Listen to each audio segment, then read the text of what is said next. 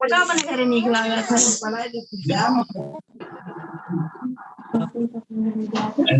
क्या परे चले नहीं है पता चले वहाँ पहुंचे आज हम कॉपी बना के क्लास लेबर भूगोल वाली बच्चों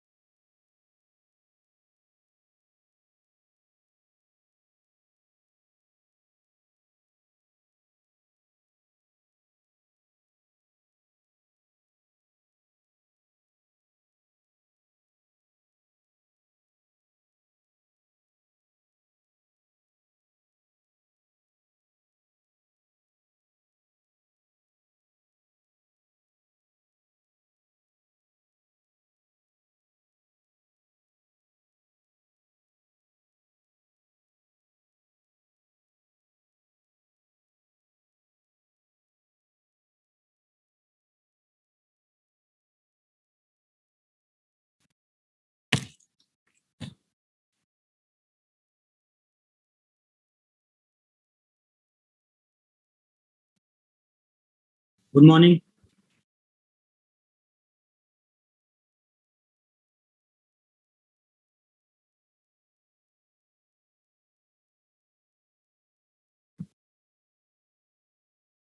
वॉइस आ रही है?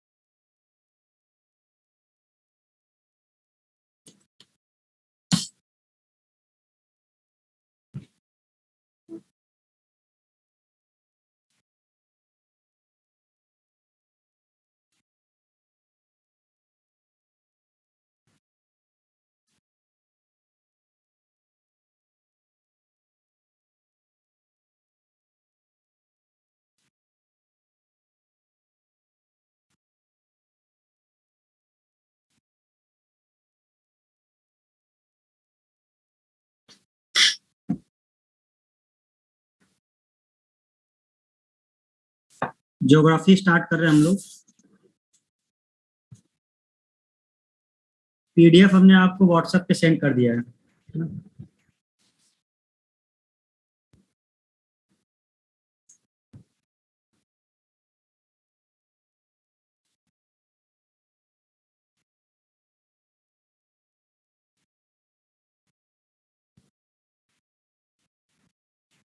देखिए, ज्योग्राफी का जो टॉपिक है वो हम लोग दो पार्ट में पढ़ेंगे। एक आपका इंडियन ज्योग्राफी और दूसरा वर्ल्ड ज्योग्राफी।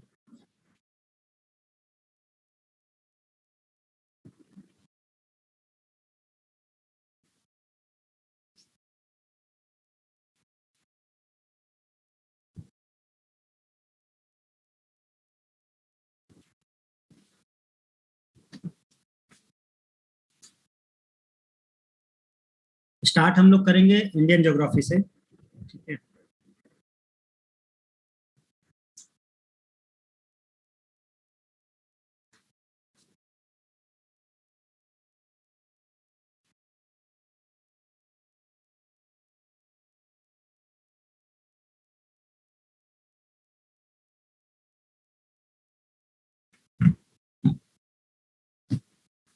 देखिए, सबसे पहले अगर हम लोग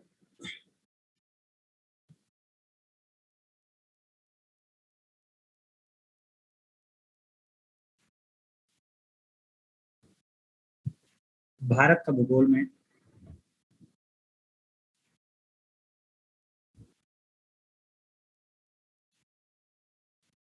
तो एक बेसिक जानकारी से स्टार्ट किया जाता है। क्षेत्रफल।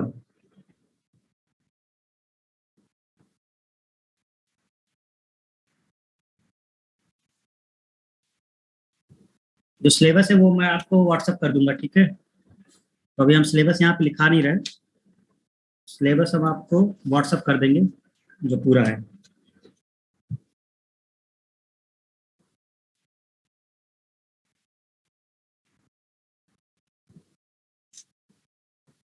तो क्षेत्रफल की बात अगर होती है तो भारत से बड़े भी कुछ देश हैं, है ना। तो भारत का कौन सा स्थान है एरिया में, यानी कि क्षेत्रफल की दृष्टि से भारत का कौन सा प्लेस है? तो आपको पता होगा कि भारत सातवां सबसे बड़ा देश है एरिया वाइज। अगर हम देखें तो विश्व में सातवां स्थान है। यानी इसके ऊपर कौन कौन है? अगर सातवां स्थान है हमारा तो हमसे ऊपर कौन है पता होगा सभी को। पहला तो रूस है, दूसरा कौन है कनाडा, तीसरा कौन है यूएसए यानी अमेरिका, चौथा कौन है चीन, पांचवा कौन है ब्राजील, और छठवें नंबर पे कौन है ऑस्ट्रेलिया। सातवें में हमारा भारत आता है। क्लियर है? एरिया कितना है भारत का? 32,87,263 वर्ग किलोमीटर। ठीक है,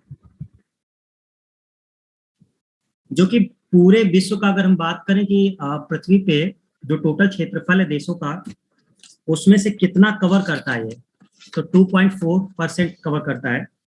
ये कुछ बेसिक फैक्ट हैं जो आपको ध्यान रखने होंगे। 2.4%।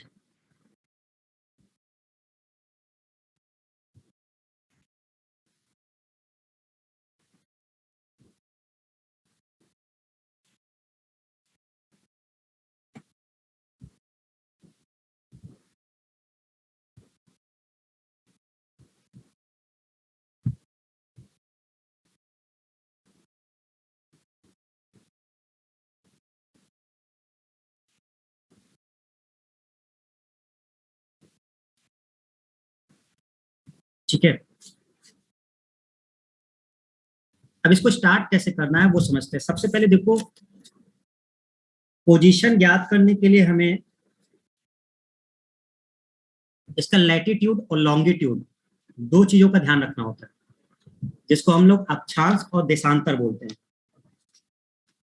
देखो, हम कोशिश करते हैं इसे समझाने की, फिर हम मैप आपको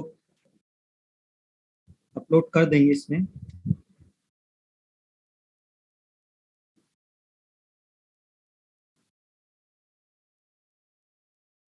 जैसे ये है, ये ग्लोब है आपका पृथ्वी, ठीक है।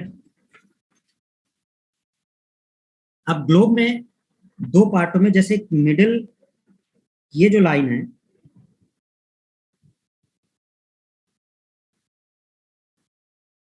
ये हम पूरे ग्लोब की बात कर रहे हैं। इसमें जो मिडिल लाइन है ये आपकी आपकी है भूमध्य रेखा,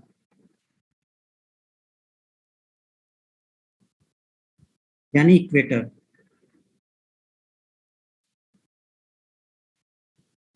ठीक है, इसको बोलते हैं हम लोग 0 डिग्री।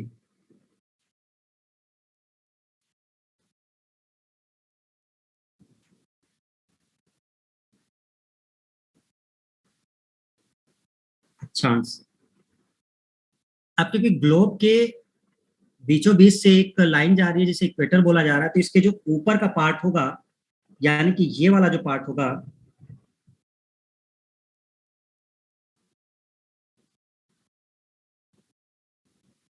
इसे बोलेंगे उत्तरी गोलार्ध, नॉर्थ हेमिस्फीयर। और नीचे वाला जो पार्ट होगा,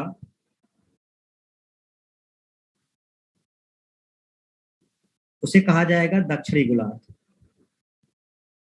तो भूमध्य दो पार्ट में ग्लोब को डिवाइड कर रही है, जिसमें से एक नॉर्थ हेमिस्फीयर आपका आएगा और एक आएगा साउथ, उत्तरी गोलार्ध और दक्षिणी गोलार्ध।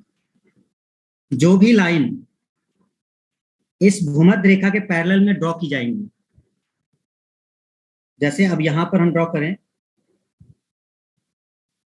फिर ये ड्रॉ हो रही है,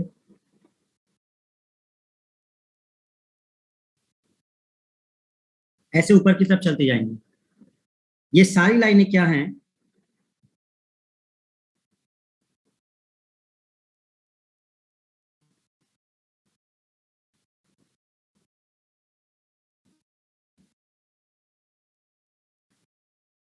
अक्षांश रेखाएं, लैटिट्यूड लाइंस, इन्हें बोलते हैं लैटिट्यूड लाइंस, जो गोलार्ध के पैरेलल होंगी। ठीक है ना। और क्योंकि ये नॉर्थ वाले में है, इसलिए इसको बोलते हैं उत्तरी अक्षांश रेखा, ऐसे आप बोल सकते हैं। नीचे अगर लाइन ड्रॉ की जाती है भूमध्य रेखा,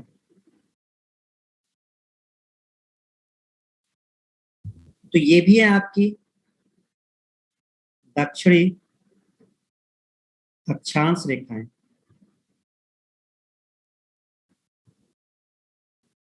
क्लियर हुआ। तो ये एक आपका हो गया उत्तरी अक्षांश, दूसरा हो गया आपका दक्षिणी अक्षांश। तो लैटिट्यूड लाइंस आपको क्लियर हो गई, जो भूमध्य रेखा है उसके पैरेलल में जो जाएंगे। अच्छा, जो लॉन्गिट्यूड है यानी कि देशांतर रेखाएं जो कही जाती है, वो कैसी होती है, तो देशांतर रेखाएं पोल्स को कनेक्ट करेंगी।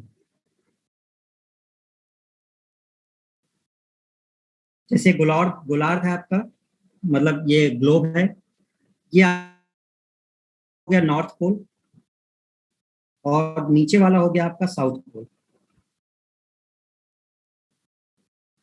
ठीक है, तो जिस तरीके से बीच में एक लाइन आपने ये भूमध्य रेखा मानी, जिसको हम लोग 0 डिग्री लैटिट्यूड कह रहे हैं, यानी कि 0 डिग्री अक्षांश रेखा कह रहे हैं, वैसे ही एक लाइन जो आपके इनको कनेक्ट करेगी।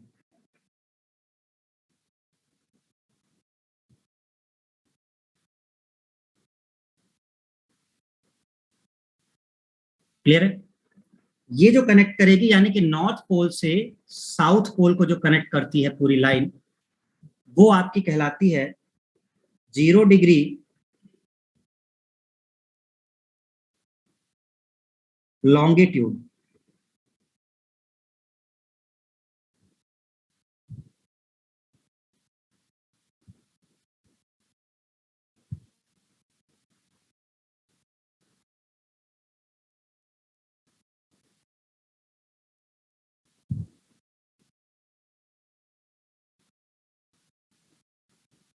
देशांतर रेखा, और इसको हम लोग कह रहे हैं प्रधान याम्योत्तर, यानी कि अगर आप इसको वैसे समझे तो इसे बोलते हैं ग्रीनविच।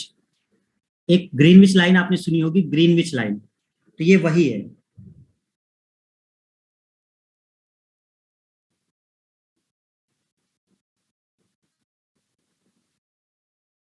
देखो स्टूडेंट्स, क्या होता है, ये एक काल्पनिक रेखा है, ठीक है ना, ये एक आर्टिफिशियल है, ये कोई मतलब ऐसा नहीं है कि बनी हुई है, एक आर्टिफिशियल रेखाएं मानी जाती है इन्हें। ठीक है, और ग्रीनविच, ये क्वेश्चन बनता है, और कैसे इसको याद रखोगे, ग्रीनविच एक जगह का नाम है, लंदन में पड़ता है। यानी कि ये जो लाइन है ना, ये वाली लाइन जो आपको दिख,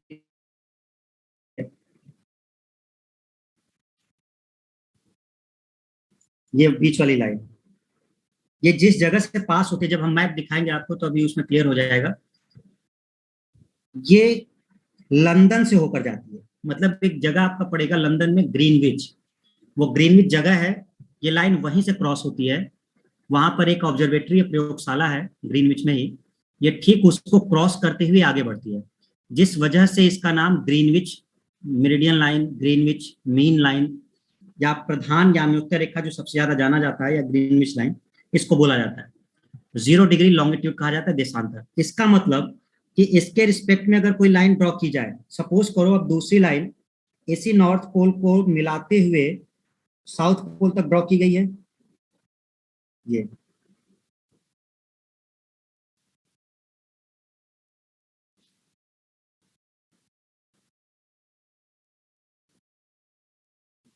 तो अब ये क्या बोली जाएंगी, ये लॉन्गिट्यूड है। तो ये लाइनें जो हैं, ये सभी लॉन्गिट्यूड कही जाती हैं। देशांतर रेखा, ठीक है। इधर वाली जो लाइनें होंगी वो पश्चिम देशांतर,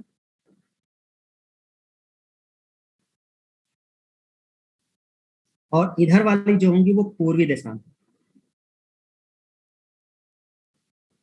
कैसे याद रखोगे, देखो ये छोटे छोटे पॉइंट है जो आगे आपको काम आएंगे, इसलिए बता रहे हैं, क्योंकि फिर चीजें क्लियर नहीं होंगी। इसको याद कैसे करोगे, डायरेक्शन वाले से। अगर आपने ध्यान रखा है, ये ईस्ट होता है, ये वेस्ट होता है, ये नॉर्थ होता है, ये साउथ होता है, तो अगर बीच की लाइन हम ये मान ले, नॉर्थ पोल को साउथ पोल से कनेक्ट करने वाली ये वाली लाइन, तो जो लाइनें इसके ईस्ट में होंगी वो ईस्ट पूर्वी देशांतर होंगी, ये मेन लाइन हो गई बीच वाली, पूर्वी देशांतर हो गई, और जो इसके इधर होगी वो पश्चिमी हो गई। मतलब ग्लोब पर जब लाइन बनी होती है, जब आप ग्लोब देखेंगे तो ग्लोब पर जो लाइनें बनी होती है वो दो तरीके से बनी होती है। एक लाइन जो आपकी इस तरह से बनी होती है,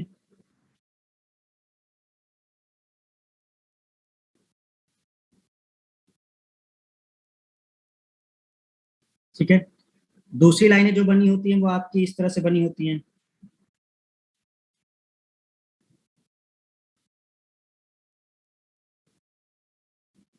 तो जब आप ग्लोब देखेंगे तो ग्लोब में कुछ इस तरह से दिखता है।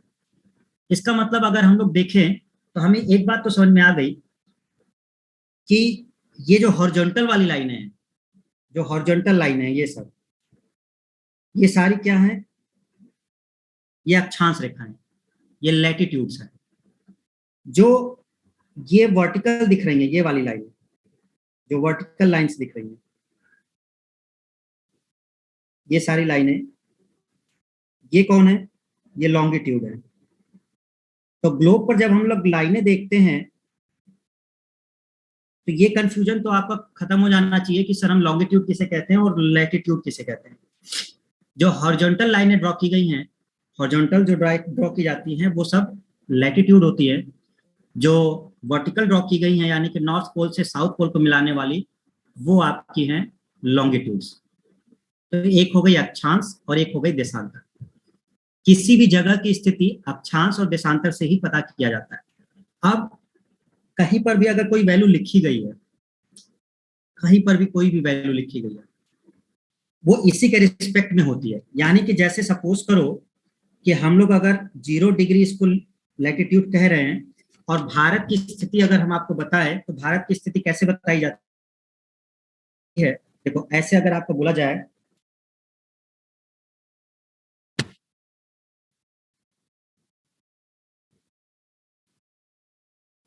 भारत का अक्षांशीय विस्तार,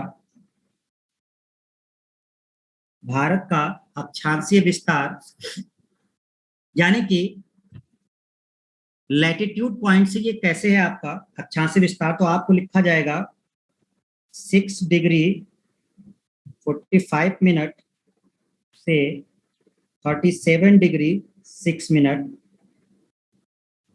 उत्तरी अक्षांश में। ठीक है, अभी हम समझाते हैं क्या ये बहुत जरूरी है, इसलिए थोड़ा सा बता रहे हैं बेसिक, फिर आगे बढ़ेंगे हम लोग बाद में।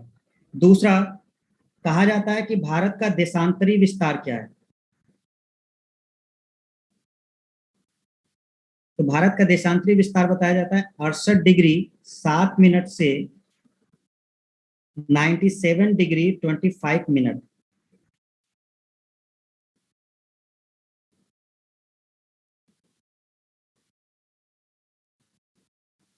पूर्वी देशांतर के मध्य।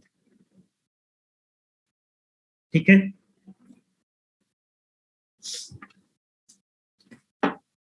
अब सोचेंगे आप लोग कि सर ये सारी वैल्यू याद करनी है। देखो स्टूडेंट्स, जैसे कॉन्सेप्ट समझ में आ जाएगा ये सब चीजें तुरंत क्लियर हो जाएंगी। अभी आपको ये इसलिए ऐसा लग रहा है क्योंकि आपको अभी कुछ वैल्यू पता नहीं है, इसलिए आपको लग रहा होगा कि पता नहीं ये डिग्री क्या है सर और मिनट क्या चल रहा है। ठीक है ना। अब यहाँ पर एक्चुअल में एक मैप चाहिए होगा, लेकिन अब मैप हमें बनाना पड़ेगा। कल से हम व्यवस्था कर देते हैं, इसी पे अपलोड कर देंगे। ठीक है, ड्रॉ करके हम आपको दिखाते हैं कि कैसे इसको करना है। थोड़ा सा वेट करो। ठीक है,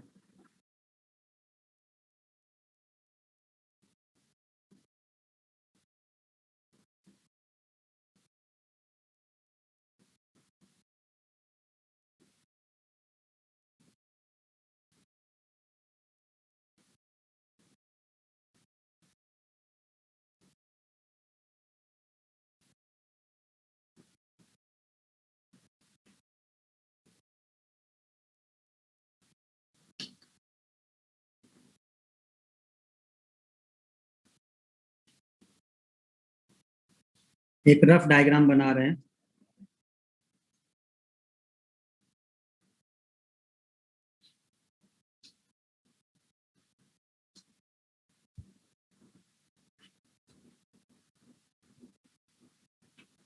ठीक है,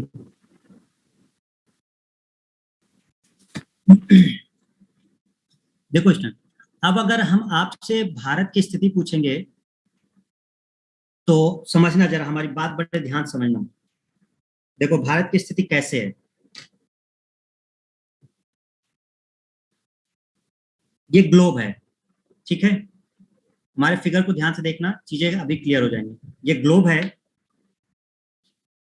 ये जो लाइन है ये 0 डिग्री भूमध्य रेखा है।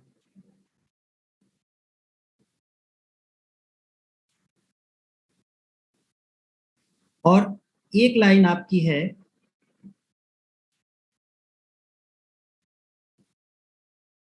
0 डिग्री देशांतर,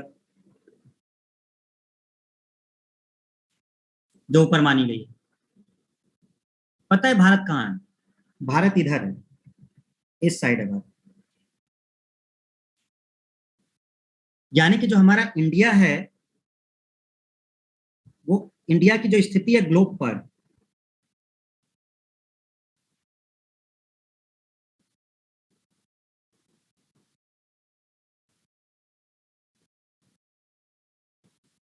ये स्थिति है।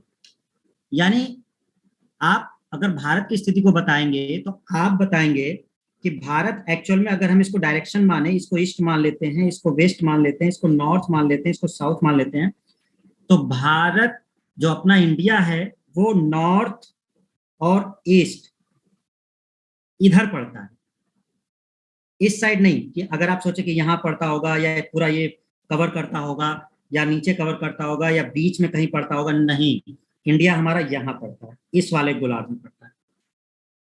यानी कि नॉर्थ और ईस्ट के उत्तर पूर्वी गोलार्ध कहा जाता है।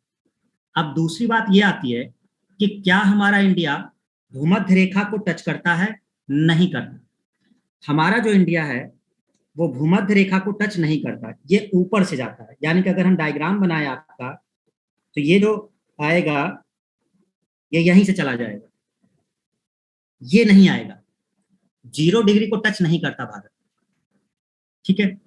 तो भूमध्य रेखा को टच नहीं करता, इसलिए जब भी कोई पोजीशन बताई जाएगी, सपोज करो इसका जो सबसे नीचे वाला पॉइंट है, भारत का जो सबसे नीचे वाला पॉइंट, ये जो नीचे वाला पॉइंट है यहाँ, ये पॉइंट जो कन्याकुमारी वाला है, ठीक है ना। तो ये जो पॉइंट है इसी की एक स्थिति बताई जाती है। सपोज करिए ये जो पॉइंट है हमारा भारत का, ये कन्याकुमारी वाला, कन्याकुमारी।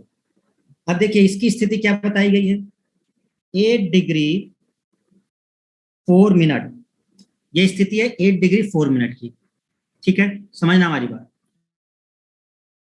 जो ऊपर वाला पॉइंट है, जो सबसे ऊपर हमारा यहां पड़ता है, ये वाला पॉइंट, ये पॉइंट है 37 डिग्री 6 मिनट। इधर जो पॉइंट पड़ता है यहां पर, ये है हमारा 68 डिग्री 7 मिनट, और जो इधर पड़ता है पॉइंट, ये है हमारा 97 डिग्री 25 मिनट। तो अब आप सोच रहे होंगे कि सर ये क्या है। देखिए थोड़ा पेशेंस रखो, सारी चीजें क्लियर हो जाएंगी। ये 37 डिग्री और 6 जो है आपका, ये हो गया, और 68 से ये जो लाइन है आपकी, ये यहां तक मिलेगी। अब जरा थोड़ा सा ऊपर चले, भारत का अक्षांशीय विस्तार, भारत का अक्षांशीय विस्तार 6 डिग्री 45 मिनट से 37 डिग्री 6 मिनट उत्तरी अक्षांश में। अब देखिए पूरा भारत ले लिया हमने, नीचे ये पॉइंट है 8 डिग्री 4 मिनट। आप सोच रहे होंगे कि सर ये 6 डिग्री 45 मिनट लिखा है जी, ये लिखा हुआ है आपका इंदिरा पॉइंट का। एक्चुअल में इंदिरा पॉइंट हमारे मेन भूमि में नहीं पड़ता, इंदिरा पॉइंट हमारा इधर कहीं पड़ता है जो अंडमान पड़ता है, पता है सबको ना। जो अंडमान निकोबार पड़ता है, तो अंडमान निकोबार में एक पॉइंट पड़ता है जो भारत का ही पार्ट है, वो कन्याकुमारी से थोड़ा नीचे है, तो उसकी पोजीशन है 6 डिग्री 45 मिनट। और क्योंकि वो भारत का ही पार्ट है इसलिए वो 6 डिग्री से लिया जाता है। लेकिन अगर कहा जाए कि भारत की मुख्य भूमि, यानी कि हम जलीय वाला छोड़ दें, अंडमान वाला, मुख्य भूमि, तो मुख्य भूमि आपकी ये है। तो अब एक क्वेश्चन कैसे बनता है, कहा जाता है भारत का सबसे दक्षिणी पॉइंट कौन सा है, भारत का सबसे दक्षिणी पॉइंट कौन सा है। तो सबसे दक्षिणी पॉइंट हमारा जो कहा जाता है दक्षिणी पॉइंट, वो कौन सा है, इंदिरा पॉइंट। वो इंदिरा पॉइंट जो अंडमान निकोबार में पड़ता है, उसी की पोजीशन है 6 डिग्री 45 मिनट। लेकिन अगर मुख्य भूमि की बात करें, यानी स्थल की बात करें, तो वो है कन्याकुमारी। दो तरह से क्वेश्चन होते हैं। वैसे अभी तक जो ज्यादातर क्वेश्चन आया है, वो ज्यादातर क्वेश्चन आपका आया है, सीधा क्वेश्चन है साउदर्न, सबसे दक्षिणी पॉइंट, जिसका आंसर है इंदिरा पॉइंट, 6 डिग्री 45 मिनट। लेकिन अगर क्वेश्चन आता है कि भारत की मेन भूमि का, क्योंकि वो मेन भूमि नहीं है, वो तो समुद्र का पार्ट, समुद्र में वो एक द्वीप है वहां पर है, मेन भूमि हमारी ये है जो कन्याकुमारी है, तो ये साउदर्न पार्ट हो गया। भारत का सबसे उत्तरी पॉइंट कौन सा है, तो भारत का जो सबसे उत्तरी पॉइंट होगा वो है आपका इंदिरा कौल, इंदिरा कौल, और इसी की पोजीशन है 37 डिग्री 6 मिनट, ये रही पॉइंट, ये है इंदिरा कौल। ठीक है। अगर हमसे कहा जाता है कि भारत का पश्चिमी पॉइंट कौन सा है, सबसे पश्चिम का पॉइंट जहां से हुआ, तो भारत का जो सबसे पश्चिमी पॉइंट है वो कौन सा है, तो पश्चिमी पॉइंट ये रहा गुजरात वाला। ठीक है, कौन सा हुआ, गुजरात वाला। गुहार मोती, ये गुजरात में पड़ता है, गुहार मोती या गौर माता कहते हैं। 68 डिग्री 7 मिनट का पड़ता है गुहार मोती। क्लियर है। तो पश्चिमी पॉइंट पड़ा आपका गुहार मोती 68 डिग्री 7 मिनट पर। हम कहेंगे पूर्वी पॉइंट कौन सा है, तो पूर्वी पॉइंट ये किबिथु, अरुणाचल प्रदेश में पड़ता है किबिथु। मतलब आप समझिए हमारे देश का सबसे पूर्वी छोर, सबसे पूर्वी छोर जो एकदम लास्ट बिल्कुल है, वो किबिथु नाम का जगह है जो हमारी बाउंड्री पे है अरुणाचल प्रदेश का, किबिथु। हमारे देश का सबसे पश्चिमी बिल्कुल लास्ट जो बाउंड्री हमारी वो है गुहार मोती। जो हमारा लास्ट पॉइंट वो है गुहार मोती पश्चिम का। पूर्व का कौन सा है, किबिथु। उत्तर का कौन सा है, इंदिरा कौल। और दक्षिण का कौन है, कन्याकुमारी। ठीक है। अब ये जो डिग्री ली गई है सर, ये कैसे ली गई, ये आखिर इन्होंने 8 डिग्री कैसे बोला, अब यही समझना है। देखना, हमने क्या बोला कि भारत की जो पोजीशन है वो भूमध्य रेखा के ऊपर है, और ये जो पोजीशन है वो 0 डिग्री की है। यानी कि इसके ऊपर अगर कोई लाइन होगी, हम 1 डिग्री की लाइन बनाएं, इसके ऊपर 2 डिग्री बनाएं, 3 डिग्री बनाएं, यानी कि इसको ऐसे समझो कि हमने एक फिगर बनाया, ये हो गया 0 डिग्री का। इसके ऊपर हमने एक लाइन बनाई 1 डिग्री की, दूसरी बनाई 2 डिग्री की, तीसरी बनाई 3 डिग्री की, फिर चौथी बनाई 4 डिग्री की, और ये करते करते करते यहां तक जब वो लाइन पहुंचेगी तो कितनी हो जाएगी, 90 डिग्री। हेलो, नॉर्थ पोल होगा आपका 90 डिग्री का। तो ये एंगल जो आपका यहाँ से 0 डिग्री से उठा है, ये 0 डिग्री से उठते हुए ये आपका 1 डिग्री 2 डिग्री 3 4 होते हुए 90 डिग्री तक जाएगा। अब क्योंकि भारत 0 डिग्री पर नहीं है, भारत 0 डिग्री से थोड़ा ऊपर है, इसलिए ये जो पॉइंट पड़ता है, ये वाला जो पॉइंट पड़ता है वो 8 डिग्री पर पड़ता है। तो ये भूमध्य रेखा से पोजीशन है हमारी ऊपर। आई होप कि अब क्लियर हो गया होगा कि ये डिग्री कैसे है। भाई भूमध्य रेखा हमारी 0 डिग्री की है, जैसे जैसे हम ऊपर बढ़ते जाएंगे, क्योंकि हमारा भारत इसमें लाई करता है, हमारा भारत इस तरफ है, तो जैसे जैसे 0 डिग्री के ऊपर हम चलते जाएंगे 1 डिग्री 2 डिग्री 3 डिग्री 4 डिग्री, तो जब से साउदर्न पार्ट जो सबसे नीचे का पार्ट कन्याकुमारी है वो हमारा 8 डिग्री पे पड़ जाता है। यानी कि 0 डिग्री से जो लाइन 1 डिग्री की 2 डिग्री की 3 डिग्री की 4 डिग्री की जैसे जा रही होगी, तो ऊपर ये जो 8 डिग्री की लाइन पहुंचती है, इसी समय हमारा पड़ता है कन्याकुमारी। और 6 डिग्री अंडमान का क्यों पड़ता है, क्योंकि वो नीचे है, यानी कि वो यहाँ कहीं नीचे है, यहाँ पर 8 डिग्री से थोड़ा नीचे है। तो जैसे ही भूमध्य रेखा से ऊपर पहुंचते हैं तो यहाँ पर वो आपका इंदिरा पॉइंट वाला पड़ जाता है, तो इंदिरा पॉइंट नीचे ही पड़ जाता है, इसलिए वो 6 डिग्री पर ही आ जाता है, पहले ही आ जाता है भूमध्य रेखा की तरफ से। इसी तरह से जब हम भूमध्य रेखा से ऊपर चलते जाते हैं तो ये जो ऊपर वाला पॉइंट पड़ता है, जिसको हमने इंदिरा कॉल कहा है, तो ये कौन सी डिग्री में पड़ रहा है आपका, 37 डिग्री में पड़ रहा है। और क्योंकि ये अक्षांश रेखा है, ऊपर जब हम जाते हैं तो ये सारी अक्षांश रेखा है, इसलिए हम बोलते हैं इसको उत्तरी अक्षांश। अब देखिए आप, जो नाम हमने लिखा था वो आपका क्लियर होगा। भारत का अक्षांशी विस्तार यानी कि कहाँ लाई करता है वो, तो उत्तरी अक्षांश में लाई करता है। तो ये नॉर्थ अक्षांश में लाई कर रहा है, ऊपर के अक्षांश में लाई कर रहा है। नीचे अगर भारत होता, तो नीचे होता तो हम क्या बोलते, दक्षिणी अक्षांश बोलते, क्या बोलते हैं, दक्षिणी बोलते। लेकिन भारत क्योंकि हमारा इस लाइन के ऊपर है, इसलिए हम उसके लिए उत्तरी अक्षांश शब्द यूज करते हैं। तो नॉर्थ वाले में हमारा वो है उत्तरी लैटिट्यूड में। तो इस तरह से हमारी चीजें क्लियर हुई कि जब भी कोई डिग्री का पॉइंट आएगा तो आप समझ जाएंगे। ठीक है।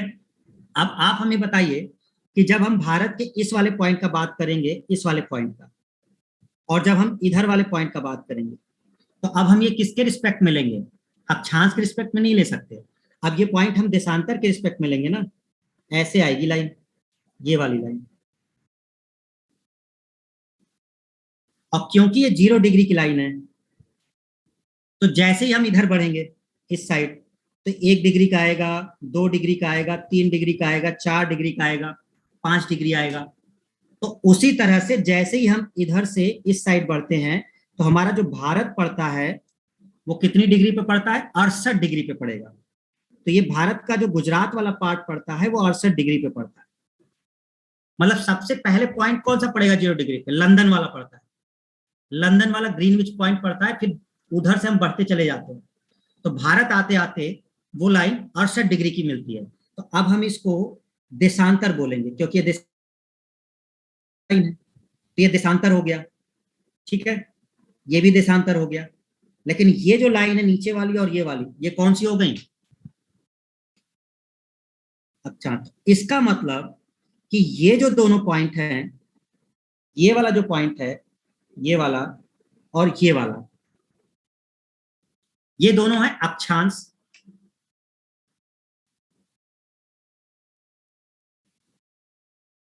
और ये जो दोनों पॉइंट हैं,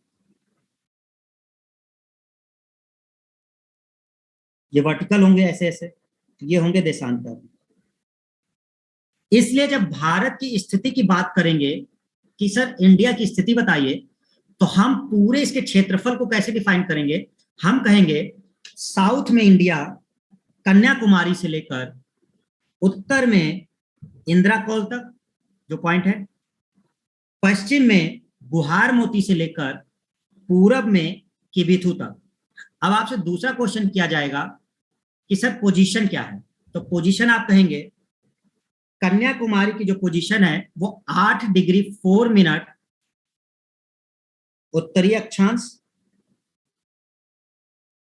और उत्तर में 37 डिग्री 6 मिनट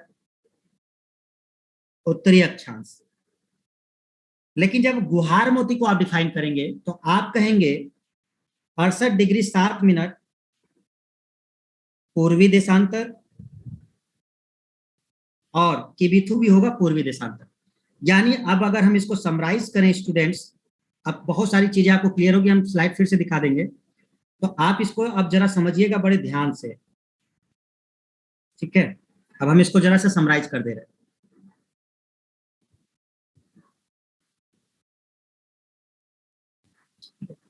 ये हमारा भूमध्य रेखा हो गया 0 डिग्री, ये 0 डिग्री देशांतर हो गया।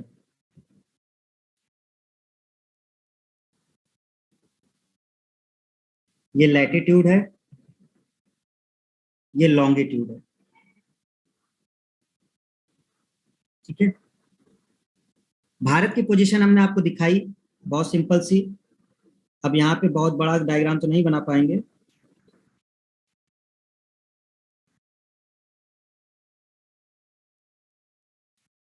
ठीक है, ये तो आपसे पहला क्वेश्चन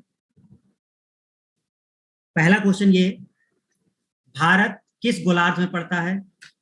भारत किस गोलार्ध में पड़ता है?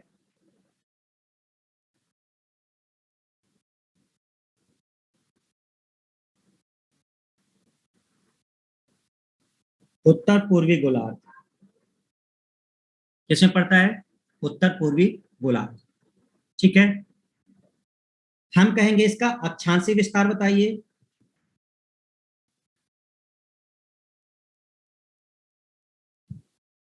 तो अक्षांशीय विस्तार हो गया स्टूडेंट ये,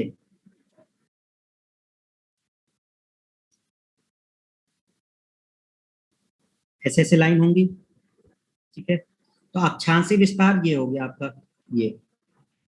ओके, अब क्योंकि इंदिरा पॉइंट यहां पर है नीचे, ये है 6 डिग्री वाला, ये है कन्याकुमारी वाला। ठीक है, यहाँ की जो पोजीशन है वो 37 डिग्री है, तो हम कहेंगे अक्षांशीय विस्तार 6 डिग्री 45 मिनट से 37 डिग्री 6 मिनट। ठीक है, देशांतरी विस्तार कौन सा होगा? ये वाला पॉइंट, क्योंकि ये लाइन पैरेलल आएंगे। तो ये है 0 डिग्री की लाइन, तो यहां तक पहुंचते पहुंचते ये लाइन 0 डिग्री से मान लो ये 1 है, ये 2 है, ऐसे करते करते ये बढ़ेंगे, तो ये वाली जो लाइन आएगी यहां तक, और फिर आगे बढ़ते हुए भारत की ये वाली जो लाइन आएगी यहां तक। तो ये होगा देशांतरी विस्तार। तो देशांतरी विस्तार इसका कैसे होगा,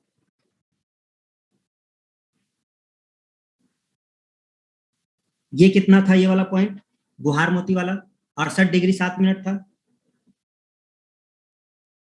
और इधर वाला क्या था 97 डिग्री 25 मिनट। तो ये पॉइंट आपका यहाँ पर है। क्या हमारी बातें क्लियर हुई? गुहार मोती भी है, गौर माता भी है, दोनों नाम है, इसमें कंफ्यूज मत होइए। देखिए आप लोग अगर ये सोच रहे हैं कि सर ये गुहार मोती है, इसका नाम गौर माता भी है, इसके दोनों नाम है, इसको गौर माता भी कहते हैं, इसको गुहार मोती भी कहते हैं। तो हमने एक छोटी सी पॉइंट आपको समझाया, रीजन देखो डिग्री मिनट रटना बहुत ज्यादा नहीं है, ये आपके लिए बहुत काम का नहीं है, लेकिन अगर हम ये समझाएंगे नहीं तो चीजें आपको क्लियर नहीं होंगी।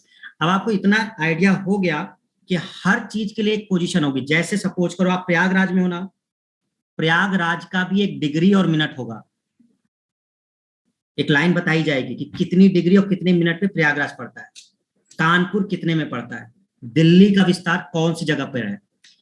तो ये कैसे लिया गया है, ये इस हिसाब से लिया गया है। ये 0 डिग्री की लाइन जो हमने आपको दिखाई है अक्षांश, इसके हिसाब से और देशांतर के हिसाब से। हॉरिजॉन्टल जब चलते हैं तो वो अक्षांश है, वर्टिकल जब चलते हैं तो वो आपका कौन सा है, वर्टिकल जब चलते हैं तो वो देशांतर हो गया। क्या 0 डिग्री देशांतर भारत से होके जाती है स्टूडेंट्स? क्या 0 डिग्री देशांतर भारत से होके जाता है? नहीं, 0 डिग्री देशांतर लंदन से होके जाता है। ये जगह लंदन वाली है, ये जब पड़ेगा, अब आपको अपना ग्लोब देखना पड़ेगा। अभी हमने इस पे अपलोड नहीं किया है तो इसलिए दिखेगा, टाइम लगेगा। कल हम सारे मैप रख लेंगे इसी पर, तो हम स्क्रीन पे दिखा देंगे। तो लंदन से होकर के वो जाता है, ठीक है ना। अच्छा एक और बात देखो, अगर आप ध्यान से देखो ना, छोटी छोटी बातें आज पहले बता दें। ये जो 0 डिग्री देशांतर है और ये जो 0 डिग्री अक्षांश है, ये आखिर मिलते कहां पर है? ये जो कट कर रहे हैं यानी कि ये कहां पर आकर के दोनों मिल रही है, भूमध्य रेखा और ये ग्रीनविच लाइन, ये प्रशांत महासागर में आकर मिलते हैं। ये जगह जो है ना, ये प्रशांत महासागर की है, ये प्रशांत महासागर में जगह पड़ती है, वहां पर ये क्रॉस करते हैं। ये भी एक क्वेश्चन पूछा जाता है कि जो 0 डिग्री देशांतर है और 0 डिग्री अक्षांश है वो किस पॉइंट पर जाकर मिलते हैं, प्रशांत महासागर में, आगे हम बता देंगे अभी। तो ये प्रशांत महासागर में जगह पड़ती है, खाड़ी पड़ती है, वहां पर ये जाकर के टच करते हैं। मतलब ना तो 0 डिग्री अक्षांश हमारे भारत से होके जाती है और ना 0 डिग्री देशांतर हमारे भारत से होके जाती है, दोनों में से कोई रेखा हमारे भारत से होके नहीं जाती। इसीलिए हमारे भारत के लिए जब भी डिग्री आएगा तो 0 डिग्री से ऊपर ही आएगा, क्योंकि वो उसको टच ही नहीं करते। तो साउथ वाला पॉइंट क्या हुआ, 8 डिग्री वाले पे आ गया, ठीक है। देशांतर वाले पे देखोगे तो ये 68 डिग्री पे आ गया। जितना इधर बढ़ते जाओगे ये बढ़ता जाएगा, 68 से 70, फिर 75, फिर 80, और यहाँ पहुंचते पहुंचते वो 97 हो जाएगा अरुणाचल प्रदेश में। अक्षांश से जब आप बढ़ोगे तो ये 8 डिग्री है, जैसे आप ऊपर बढ़ते जाओगे ऊपर बढ़ते जाओगे तो 8 से वो 10 होगा, 15 होगा, 20 होगा, 25 होगा, 30 होगा, और भारत के उत्तरी पॉइंट तक पहुंचते पहुंचते वो कितनी डिग्री का हो जाएगा, 37 डिग्री। तो ये पूरा विस्तार आपको क्लियर हुआ। तो हमने अभी आपको भारत के क्षेत्रफल का थोड़ा सा आइडिया दिया कि क्या पॉइंट यहाँ पर है। क्लियर हुआ सभी को? ठीक है, ओके। देशांतर और अक्षांश, चलिए अब हम जरा सा आपको कुछ चीजें बता देते हैं, ठीक है। फिर कल हम मैप आपको इसको दिखाएंगे। तो सबसे पहला पॉइंट जो था हमारा क्षेत्रफल के हिसाब से स्टूडेंट,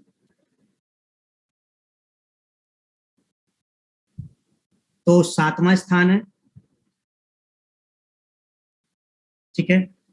दूसरा पॉइंट जो हमारे पास था वो कितना था क्षेत्रफल, 32,87,263 वर्ग किलोमीटर, ठीक है, ओके।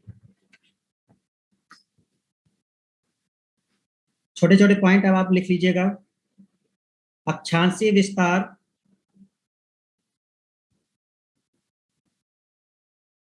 की दृष्टि से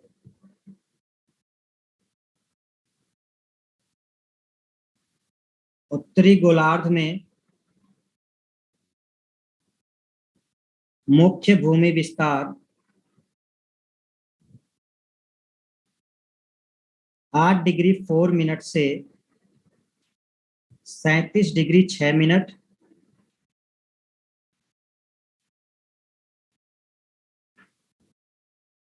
ठीक है। ये है मुख्य भूमि से। वैसे अगर टोटल देखें तो 6 डिग्री 45 मिनट से 37 डिग्री 6 मिनट।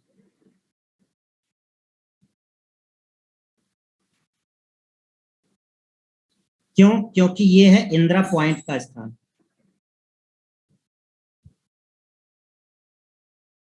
ये है कन्याकुमारी से।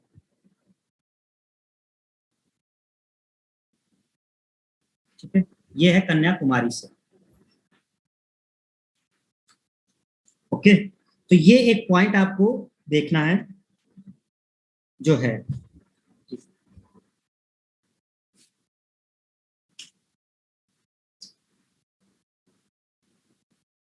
ओके, 1 मिनट रुक जाओ जरा। अगर मैप हमारा सामने आ जाए ज्यादा बेटर रहेगा।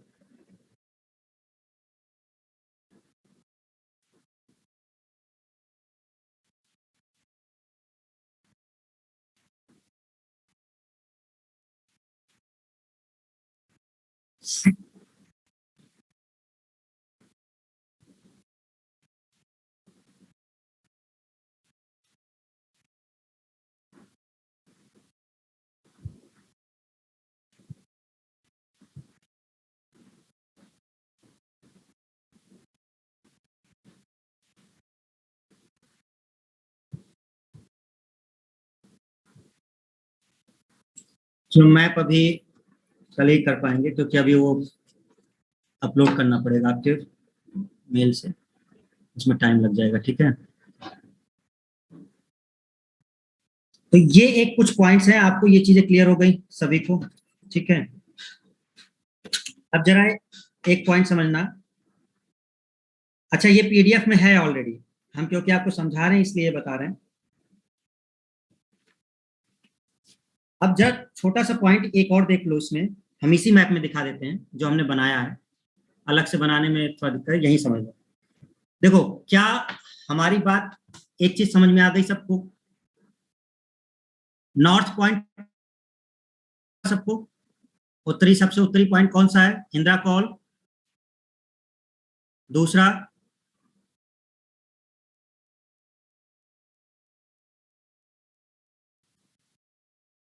दक्षिण पॉइंट कौन सा है? सबसे दक्षिणी पॉइंट इंदिरा पॉइंट। वैसे अगर मुख्य भूमि से लें तो कौन है? कन्याकुमारी। भारत का सबसे पूर्वी पॉइंट कौन सा है? सबसे पूर्वी पॉइंट, भारत का सबसे पूर्वी पॉइंट कौन सा है? किबिथु, किकुथु लिखा है, किबिथु। ठीक है, और सबसे उत्तरी पॉइंट कौन सा है? गुहार मोती। सारे के जो पॉइंट्स हैं, अक्षांशीय विस्तार और देशांतर, देखो समझने के लिखा है, परेशान नहीं होना कि सर याद कैसे होगा। ये बहुत ज्यादा आपके एग्जाम में नहीं होता, ये सब पीसीएस वगैरह के लेवल के होते हैं, जो डिग्री वगैरह जो पूछा जाता है। लेकिन फिर भी थोड़ा सा आइडिया आपको रहेगा तो इससे चीजें क्लियर रहेंगी, अक्षांशीय और देशांतर। ठीक है ना? अब जरा समझो, ये जो डिस्टेंस है ना, ये जो डिस्टेंस है यहां से लेकर, ये जो डिस्टेंस है यानी कि गुहार मोती से लेकर, गुहार मोती से लेकर किबिथु तक का जो डिस्टेंस है टोटल, वो कितना है? 2933 किलोमीटर। मतलब अगर हम कहें कि भारत का जो रेंज है पूरब से पश्चिम, किबिथु से लेकर के जो लास्ट हमारा अरुणाचल प्रदेश का, और जो पश्चिम में हमारा गुहार मोती है गौर माता, टोटल डिस्टेंस है 2933 किलोमीटर। ये क्वेश्चन आते हैं, ये डिस्टेंस वाला क्वेश्चन बनता है। ठीक है, जो यहां से बनता है इंदिरा कॉल से जो कन्याकुमारी तक है, ये डिस्टेंस कितना है? तो ये है 3214 किलोमीटर।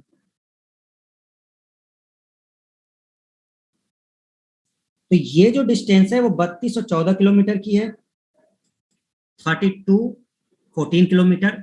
और जो हमारा पूरा पश्चिम है वो है 2933 किलोमीटर। ये ध्यान रखना है आपको। दूसरा, एक रेखा जो हमारे भारत के बीचों बीच से होकर जाती है वो है कर्क रेखा। कौन सी रेखा? कर्क रेखा। ये ध्यान रखना, ये भारत से जाती है। कर्क रेखा ट्रॉपिक ऑफ कैप्रिकॉर्न या ट्रॉपिक ऑफ कैंसर, कर्क रेखा हमारे भारत से होकर जाती है। तो ये बीचों बीच होकर के जाती है आपकी, क्योंकि भूमध्य रेखा तो जाती नहीं है, ये जाती है आपकी यहां से, ये वाला पॉइंट गुजरात वाले पॉइंट से ये होते हुए ये ऐसे क्रॉस करते हुए आपकी ये आगे बढ़ती है। तो ये जो रेखा होती है, ये वाली जो लाइन जाती है, ये कर्क रेखा।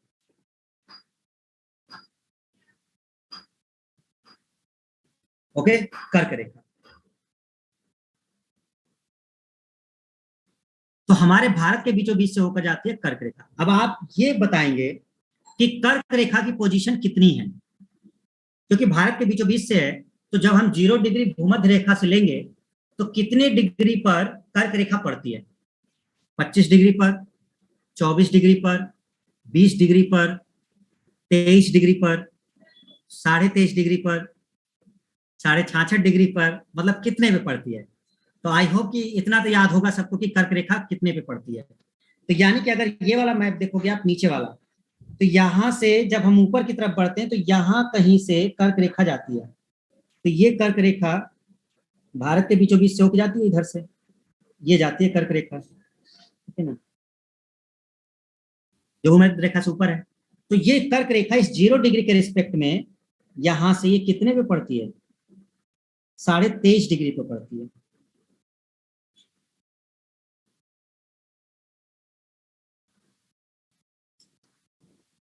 तो कर्क रेखा की जो पोजीशन है, जो भारत के बीचों बीच से होकर जा रही है, वो 23.5 डिग्री पर है।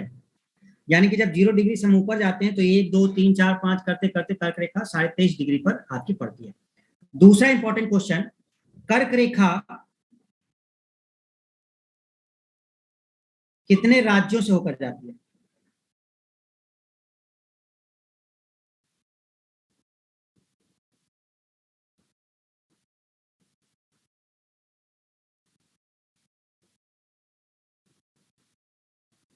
चलिए ये क्वेश्चन आपके लिए है, आप बताएंगे जल्दी से, कर्क रेखा कितने राज्यों से होकर जाती है?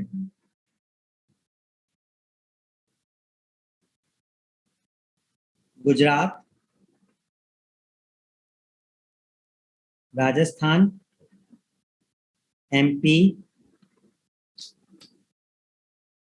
छत्तीसगढ़। छत्तीसगढ़ से जाती है या नहीं? झारखंड, पश्चिम बंगाल, और किससे जाती है?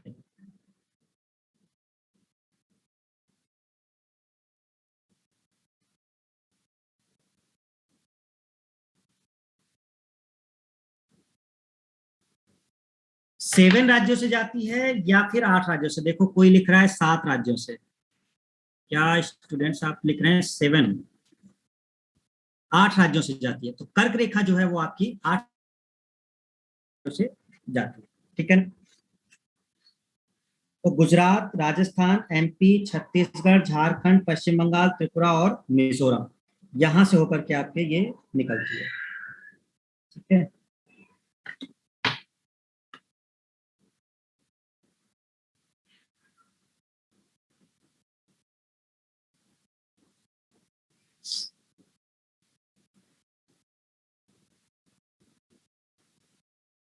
तो 23.5 डिग्री से होकर के हमारी ये क्रॉस करती है यहाँ से, और ये 8 राज्यों से होकर के आपका निकलता है।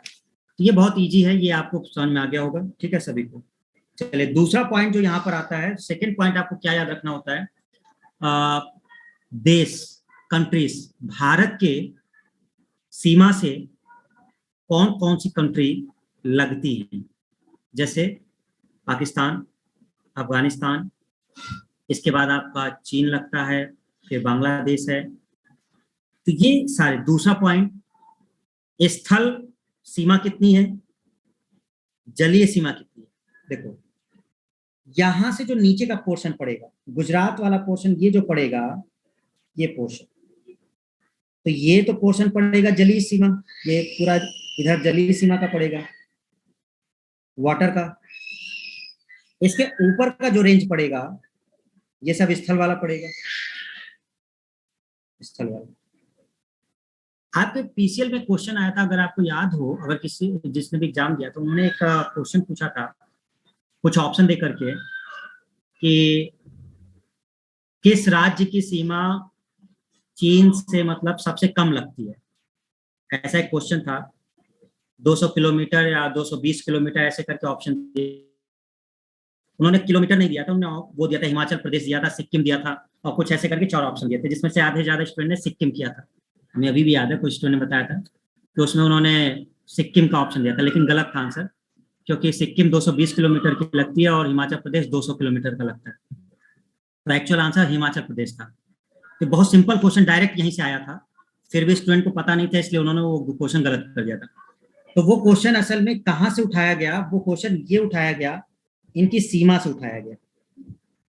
और इसमें दोनों चीजें ध्यान रखनी होती हैं। एक सबसे इंपॉर्टेंट पॉइंट ये याद रखना होता है कि भारत की सीमा किस देश से लगती है और किस देश के साथ कितने किलोमीटर की लगती है, दोनों याद करने होंगे। जैसे अगर हम आपसे कहें कि भारत की सीमा पाकिस्तान से कितने किलोमीटर लगती है, ये वैल्यू आपको याद हो रखनी पड़ेगी। 3323 किलोमीटर, 3323 किलोमीटर पाकिस्तान के साथ लगती है। आपको अगर ये कहना है कि कौन से देश की सीमा भारत के साथ सबसे ज्यादा लगती है, तो शायद आपको पता होगा बांग्लादेश। सबसे ज्यादा लंबी सीमा हमारी बांग्लादेश से लगती है, 4096 किलोमीटर की, 4096, ठीक है ना। तो वैसे तो मैप में है, अगर वो मैप में होता, मैप हम कल अप कर पाएंगे, अब आप जल्दी जल्दी क्लास थी, इस पर मैप अपलोड नहीं कर पाए, मैप में दिखाएंगे तो जल्दी चीजें क्लियर हो जाएंगी, ठीक है। तो यहां से ये चीज आपको ध्यान रखनी है। सर टोटल लैटिट्यूड लाइन का कॉन्सेप्ट बता दो सर। देखो टोटल लैटिट्यूड का कॉन्सेप्ट क्या है, आप बीच में आप पूछ लिए हो लैटिट्यूड का, तो चलो हम समझा देते हैं। देखो इन्होंने पूछा है कि टोटल लैटिट्यूड का कॉन्सेप्ट क्या है। जैसे हमसे अगर पूछा जाए टोटल लैटिट्यूड लाइंस कितनी है, मतलब इनका क्वेश्चन ये है कि अगर हमसे ये क्वेश्चन किया जाए कि टोटल लैटिट्यूड कितनी होती है, टोटल अक्षांश रेखा है, तो देखो स्टूडेंट बहुत आसान है, समझना कैसे। देखो ये वाली जो लाइन है वो 0 डिग्री है, ठीक है, 0 डिग्री है। यहां से हम बढ़ते जाएंगे तो ये 1 डिग्री का होगा, 2 होगा, यहाँ पे होगा 90 डिग्री। तो हर एक लाइन 1-1 डिग्री की है, 1 2 3 4 5, यानी ऊपर तक जाते जाते कितना होना चाहिए, 90 लाइन होनी चाहिए। लेकिन क्योंकि आपके अनुसार अगर हम ये ऊपर जाएंगे तो ये होना चाहिए 90, ठीक, और ऐसे ही नीचे होगा, क्योंकि ये ऊपर है 90 लाइंस और नीचे भी 90 है। ऐसे ड्रॉ करोगे ना हॉरिजॉन्टल, तो 1 डिग्री 2 डिग्री 3 डिग्री 4 डिग्री करते हुए 90 डिग्री तक, तो 90 लाइन हो गई। अच्छा नीचे आओगे तो 90, ठीक है, तो 90 और 90 आपका हो गया 180, और एक लाइन और होगी 0 डिग्री वाली, क्योंकि 0 डिग्री आपने लिया नहीं है, आपने 1 डिग्री से शुरू किया है, यानी कि +1, तो टोटल लाइनें हुई 181। लेकिन क्या ये सही आंसर है? ये सही आंसर इसलिए नहीं है क्योंकि 181 में आपके 2 ऐसी लाइनें जुड़ी हुई हैं जो कि एक्चुअल में लाइन नहीं है। बात समझिए, ये जो 90 डिग्री की है ये कोई लाइन नहीं होगा, ये पॉइंट होगा। भाई 90 डिग्री पे लाइन कैसे हो सकता है? ये तो सीधे सीधे यहां से जब लाइन ये बढ़ती गई होगी, ये एंगल बनता गया होगा, तो यहां जाके पॉइंट हो जाएगा ना। तो ये एक बिंदु होगा, नॉर्थ पोल, उत्तरी ध्रुव, ये कोई लाइन नहीं होगी, एक पॉइंट होगा। जैसे इसको ऐसे समझो, अब ये थोड़ा सा इस तरह से सामने दिखाने में ज्यादा आसान होता है। जैसे सपोज करो ये इस तरह का है और हम इसमें ये बनाते जा रहे हैं, बनाते जा रहे हैं, बनाते जा रहे हैं, बनाते जा रहे हैं, छोटा छोटा गोला करते जा रहे हैं, और जा करके तो फिर ये एक बिंदु नहीं हो जाएगा। भाई एक सर्कल है, वो बड़ा होता जा रहा है, फिर वो छोटा होता जा रहा है, फिर वो छोटा होता जा रहा है, फिर वो छोटा होता जा रहा है, फिर वो छोटा होता जा रहा है, और छोटा होता जा रहा है, फिर और छोटा होता जा रहा है, और छोटा होता जा रहा है। तो एक बिंदु हो गया ना, लाइन थोड़ी ना रहेगी वो। तो ये जो 190 वाला है, जो 90 डिग्री वाला है, 2 पॉइंट जो हैं वो आपके कंसीडर नहीं होंगे, यानी कि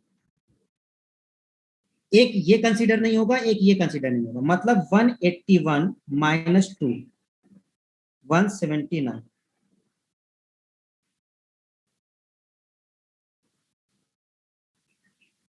टोटल लैटिट्यूड लाइंस 179। 181 नहीं बोला जाएगा, ध्यान रखिएगा, क्योंकि 181 जब आप कहेंगे तो 181 में आपके दोनों पॉइंट भी ऐड है।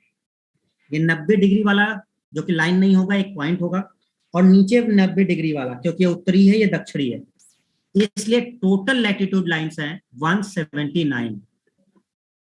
क्या हमारी बात क्लियर हुई है?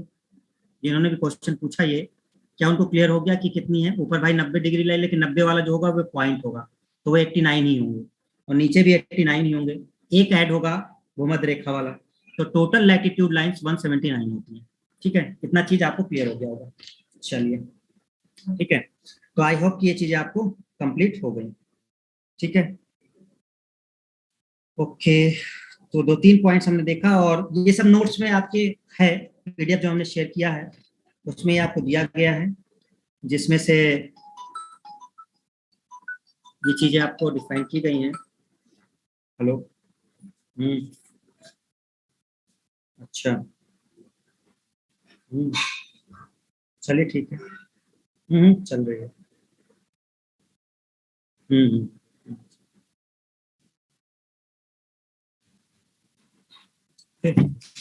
तो आपके व्हाट्सएप में हमने जो नोट शेयर किया है, आप जरा अपना व्हाट्सएप अगर ओपन करें,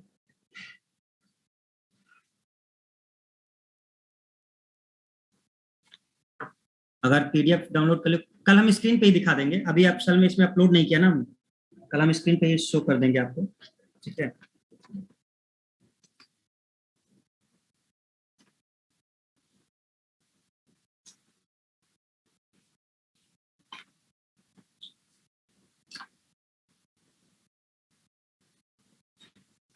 देखो इसमें एक पॉइंट लिखा होगा, जैसे सबसे पहले आप अगर अपने उसमें देखेंगे तो क्या पीडीएफ ओपन है आप लोग का? पीडीएफ नहीं करोगे तो फिर हमें लिखाना पड़ेगा भाई।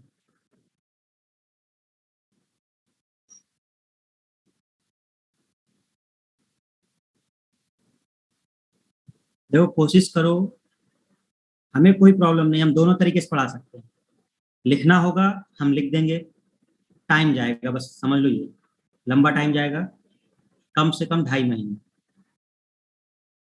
अगर लिख लिख के हम करेंगे, इससे पहले नहीं खत्म होगा। ठीक है, अगर आप थोड़ा सा हेल्प कर देंगे कि आप पीडीएफ अगर प्रिंट करा लेते हैं या अपने सामने रखते हैं, तो आपका ज्योग्राफी 1 महीने में खत्म हो जाएगा। अभी आपके ऊपर है क्या करना है, 2.5 महीने चाहिए या 1 महीना चाहिए।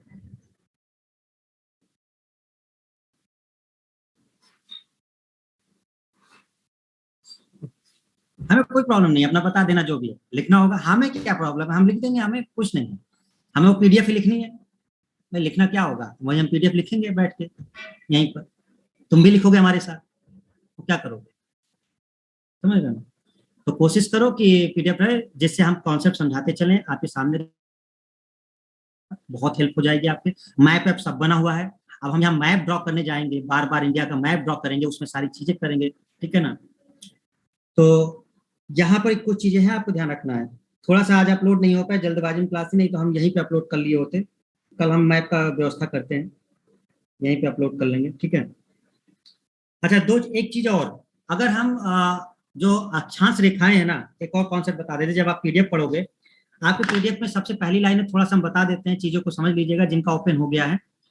सबसे पहले जब हम भारत के भूगोल में देखेंगे तो क्षेत्रफल के बारे में लिखा हुआ है, भारत विश्व का 7वां सबसे बड़ा देश, वही सारी पॉइंट्स हैं। ठीक है, और अक्षांशीय विस्तार जो हमने आपको क्लियर किया कि अक्षांशीय विस्तार की दृष्टि से भारत उत्तरी गोलार्ध में, दोनों पॉइंट्स हमने आपको पूरा का पूरा कॉन्सेप्ट बता दिया कि ये कहाँ पर भारत लाई कर रहा है और कैसे वो पॉइंट हमने डिफाइन किया। दोनों वैल्यू लिखी हुई है, 6 डिग्री 45 मिनट से समथिंग। नीचे आपका भारत का कुल क्षेत्रफल लिखा हुआ है, 32,87,263 वर्ग किलोमीटर। बाकी एक पॉइंट इसमें लिखा हुआ है, वो 2011 की गणना के अनुसार कि भारत की जनसंख्या कितनी थी, 17.5%। अब क्योंकि स्टूडेंट देखो अभी तक नई जनगणना आई नहीं है, क्योंकि अभी होनी थी जनगणना, हर 10 साल पे होती है, और जनगणना अभी हुई नहीं। जब भी होगी तो ये डेटा बदलेगा, अभी हुआ नहीं है, इसलिए हम 2011 की जनगणना लेके चल रहे हैं। उस समय हमारे भारत का कुल जनगणना जो था आपका वो पूरे विश्व का 17.5%, 17.5% जनसंख्या हमारे देश में ही निवास कर रही है, मतलब पूरे विश्व का 17.5%, ये 2011 के अनुसार। ये पॉइंट भी हमने आपको दिया, आप इसको अपडेट करेंगे जैसे ही हमारी नया पॉपुलेशन वो आ जाएगा जनगणना, उससे आप इसको अपडेट कर लेंगे, ठीक है ना। इसमें एक पॉइंट और लिखा होगा, भारत में सर्वप्रथम सूर्योदय किधर होता है। तो जब पहला वाला पेज आप देखोगे तो अरुणाचल प्रदेश वाला जो एरिया है उधर ही होगा, साइड आपका वहां पे लिखा हुआ है, ठीक है ना। फिर इसमें एक पॉइंट और लिखा हुआ था, जो 2011 के जनगणना के अनुसार भारत के गांव की संख्या, असल में कुछ न्यूज था, ये करंट का पूछा गया था इसलिए हमने इंक्लूड किया था इसे। अब खैर चीजें चेंज हो सकती हैं जब नई जनगणना आएगी। तो ये 2011 की जनगणना है। तो 6,40,932 इतने गांव थे हमारे, मतलब अभी प्रेजेंट में 2011 के अनुसार इतने गांव हमारे भारत में, 6,40,932, ठीक है ना। अब इसमें एक पॉइंट लिखा हुआ है, भूमि सीमा का विस्तार कितना है। देखो यही वो पॉइंट है जो आपको बताया गया कि हमारे देश की जो भूमि सीमा है वो कितने किलोमीटर की है। तो भूमि सीमा हमारी 15,200 किलोमीटर है, एक्चुअल वैल्यू 15,106 किलोमीटर है। अच्छा, भूमि सीमा कौन सी, ये भूमि सीमा वही जो 15,200 किलोमीटर बता रहे हैं वो ये वाली है, ये जो पाकिस्तान से लग रही है ना, ये वाली, ये यहां से लेकर के ये जो पूरी सीमा जा रही है आपकी, ये पूरी, ये है एक्चुअल में आपकी, ये जो बांग्लादेश से ये सब कनेक्ट होकर के जा रहा है, ये एक्चुअल में है आपका टोटल 15,200 जो भूमि सीमा है, मतलब स्थल स्थल सीमा की बात हो रही है, जली वाली नहीं, ठीक है ना, भूमि सीमा की। तो ये आपका इसमें बात किया गया है कि 15,200 किलोमीटर इसमें बताया गया। इसको हम डिटेल में करेंगे अभी, ठीक है ना, नेक्स्ट वाले में हम आपको मैप से इसको करवा देंगे। फिर इसी में अगला पॉइंट आपको लिखा होगा कि हमारा जो उत्तर से दक्षिण है, उत्तर से दक्षिण ये टोटल कितना है। उत्तर से दक्षिण आपको हम बता चुके 3,214 किलोमीटर का है। पूरब से पश्चिम कितना है, पूरब से पश्चिम आपका ये पॉइंट लिखा होगा 2,933 किलोमीटर। देखो ये मैप से ज्यादा क्लियर होता है, जैसे मैप में हमने दिखाया आपको 2,933 किलोमीटर ये पूरब से पश्चिम हो गया, और उत्तर से दक्षिण हमारा 3,214 किलोमीटर हो गया। ये आपको ये रेंज बताई गई है टोटल, ठीक है ना। ये पहले पेज में है, इसमें थोड़ा सा डिटेल फर्स्ट पेज में आपके पीओके का लिखा हुआ है, वो एरिया जो पाक ऑक्युपाइड कश्मीर है, मतलब कश्मीर का वो पोर्शन जो पाकिस्तान ने ले लिया है, वो कितनी जमीन जो पाकिस्तान के पास है। या आप जो पीडीएफ का पहला पेज देखेंगे वो उसी में लिखा हुआ है, लगभग 78,114 वर्ग किलोमीटर ये पाकिस्तान के पास है, हमारे कश्मीर का 78,114 वर्ग किलोमीटर पाकिस्तान ने ऑक्युपाई कर लिया है। ये इस रेंज के ऊपर पड़ता है। देखो हमने इसको यहाँ क्यों नहीं लिया, ये वाला पोर्शन पीओके इधर आ जाता है, इंदिरा कॉल पीओके में नहीं पड़ता, इंदिरा कॉल हमारे इधर पड़ता है, इसीलिए हमें लेना पड़ा, नहीं तो ये बहुत ऊंचा नहीं है, ऊंचा वाला पॉइंट इधर है, लेकिन वो पॉइंट असल में पीओके में पड़ता है। तो इंदिरा कॉल जो पॉइंट है वो हमारा इधर का एरिया जो इसके बाद का है वो पीओके का पड़ जाता है, ये एरिया पीओके में चला जाता है, पाक ऑक्युपाइड कश्मीर, इसलिए हम वो पॉइंट इधर नहीं ले पाते, ठीक है ना, उस साइड। तो ये पॉइंट अगर आप देखेंगे तो पीओके। अच्छा, इसी तरह जब चीन ने अटैक किया था तो चीन के पास भी चला गया था, तो कितना एरिया हमारे भारत का चीन के पास चला गया, जिसको अक्साई चीन कहा जाता है, तो वो भी पॉइंट आपके पास लिखा हुआ है, इसमें 37,555 वर्ग किलोमीटर ये चाइना के पास है, ये चाइना ने कब्जा लिया, ये इधर वाला एरिया, ये जो लद्दाख वाला एरिया है ना, इस साइड वाला एरिया, ये जो इधर का एरिया है ये वाला, ये अक्साई चीन है, इसी को बोलते हैं अक्साई चीन, ये चाइना ने ले लिया है। तो इधर का एरिया चाइना ने ले लिया है, और इधर का जो एरिया है वो पीओके का है, क्लियर है।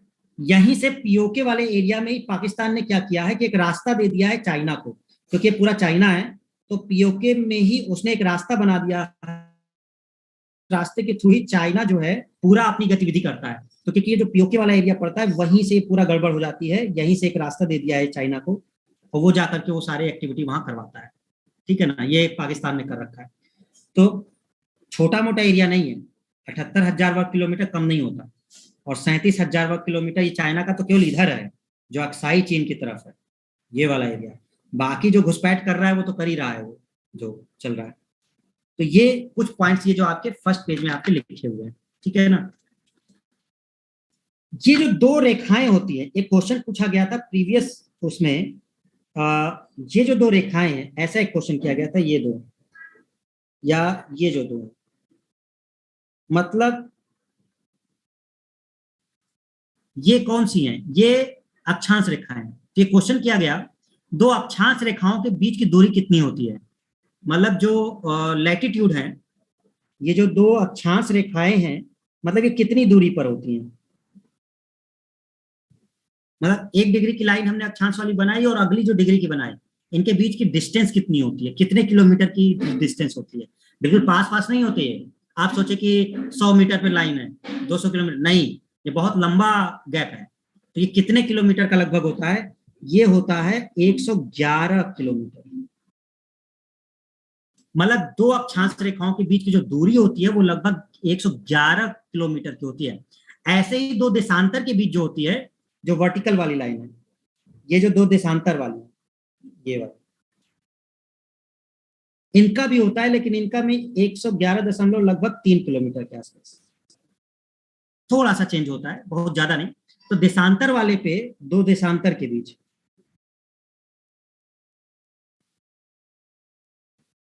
ये दूरी 111 होती है, और दो अक्षांश के बीच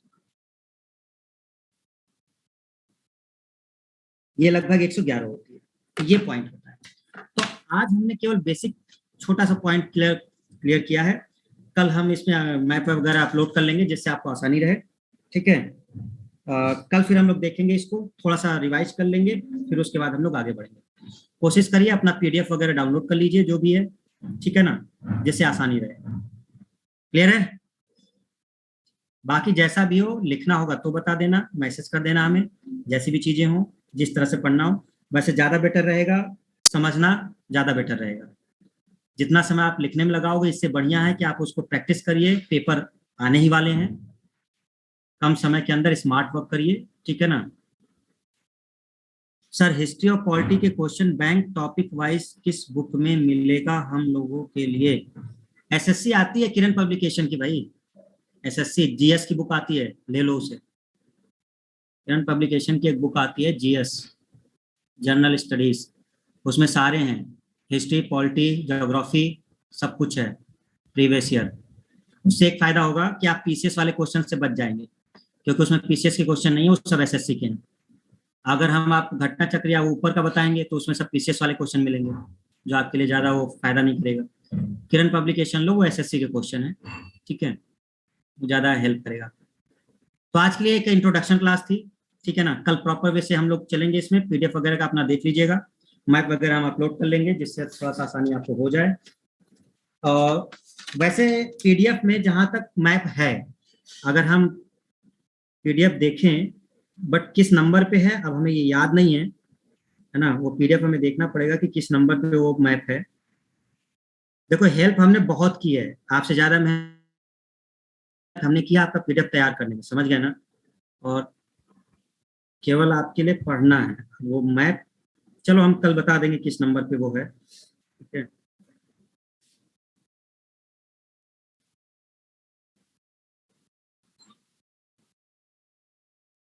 तो आज के लिए रखते हैं इतना ही इंट्रोडक्शन, ठीक है ना। हाँ ऑफलाइन क्लास चल रही है ज्योग्राफी की।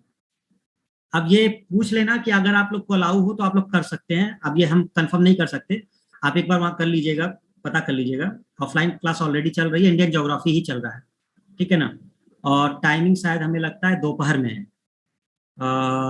2 बजे से टाइमिंग है, 2 से 3 है। तो अभी हम जाएंगे ऑफलाइन क्लास वहां पर, अगर अलाउ होता है सर से पूछ लीजिएगा, हमें कोई दिक्कत नहीं है। देखो भाई हम 100 बच्चों को पढ़ा रहे हैं, जगह होगी वहां, तुम 20 और बैठ जाओगे, चलो हमें कोई प्रॉब्लम नहीं भाई, वहां जगह होनी चाहिए, बैठना होना चाहिए और अलाउ होना चाहिए, सिंपल है, ठीक है ना।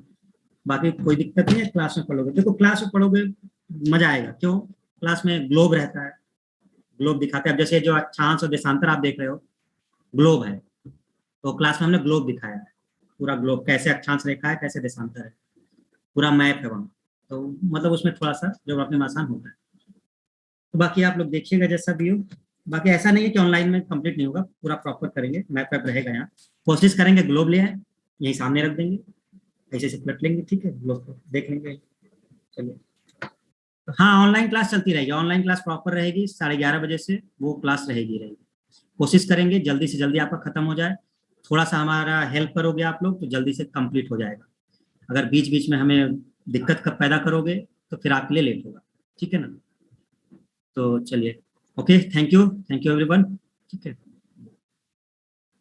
सर टाइमिंग बात चेंज मत करिएगा। देखो दो टाइमिंग, देखो दोपहर वाला ये 11:30 वाला है, अगर चेंज होता है तो एक टाइमिंग केवल शाम की हो सकती है बस। जब भी होगा दो ही टाइमिंग होगा, या तो ये सुबह दोपहर 11:30 वाला हो सकता है, या तो अगर चेंज हो, क्योंकि दिक्कत क्या है ना, 11:30 बजे कुछ बच्चे अभी क्लास कर रहे हैं वहाँ टेक्निकल की, तो वो हो सकता है कि ऑब्जेक्शन क्रिएट करें, तो उस ऑब्जेक्शन की वजह से हो सकता है शाम को हो जाए। तो बस यही एक हो सकता है कि अगर ये चेंज होता है तो फिर शाम को होगा, तो वो हम फिक्स कर देंगे, अगर शाम को होता है तो फिर हम शाम को ही लेंगे फिर, ठीक है। अगर कोई चेंज होने वाला होगा तो 1-2 दिन के अंदर आपको हम बता देंगे। अभी 11:30 ही टाइमिंग है, ठीक है ना, जैसा भी होगा हम आपको बताएंगे। ओके, चलिए, ओके, थैंक यू एवरीवन। पढ़िए और इस बार रिजल्ट दिखाइए जैसे पुराने बच्चों ने दिखाया। आपके CPWD BRO सिलेक्ट हुए हैं स्टूडेंट, करीब करीब 22 स्टूडेंट के आसपास का रिजल्ट आया है। और सिविल वगैरह में एक स्टूडेंट है, खैर सिविल तो हम लोग की पहले चल रही थी, मेंस की क्लास होती थी 2019 में, उसका वो स्टूडेंट सेलेक्ट हुआ है, EWS में टॉपर है, फर्स्ट रैंक है उसकी। तो अब बीच में बंद हो गया था 2020-21 में कोरोना की वजह से, है ना। तो अब 2-3 साल लगा, तो आप सोच रहे होंगे कि सर बताइए 2019 वाला अब टॉपर कर रहा है, हम लोग अभी पढ़ रहे हैं, हम लोग कब टॉप करेंगे। करोगे, मान लो इस बार नहीं करोगे तो अगली बार टॉप करोगे, कोई दिक्कत नहीं, प्रैक्टिस करते रहिए सभी। देखो सब रिवीजन पे है, जो जितनी बार कर लेगा भाई, जैसे ही 1 साल 2 साल होता है वो रिवीजन ज्यादा हो जाता है उस स्टूडेंट का, चीजें उसको याद हो जाती हैं, तो फिर वो सब निकालने लगता है एग्जाम, है ना। चलिए ठीक है, ओके, थैंक यू एवरीवन।